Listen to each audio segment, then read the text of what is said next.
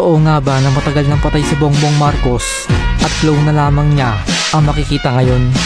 Mga kaibigan, noong kalagitnaan ng 1980s ay nagsimulang lumaganap ang isang misteryosong kwento patungkol kay Ferdinand Bongbong Marcos Jr.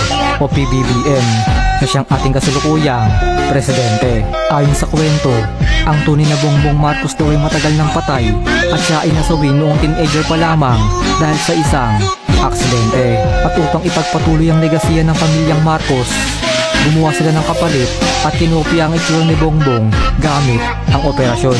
Kaya kung mapapansin daw ng ilan, nag-iba ang hugis ng muka, iba raw ang boses, iba ang mannerism, at tila mas robotic ang kilos noong bumalik sa publiko. At dito nagsimulang mabuo ang ideya na hindi siya ang totoong Bongbong Marcos. Pero mga kaibigan,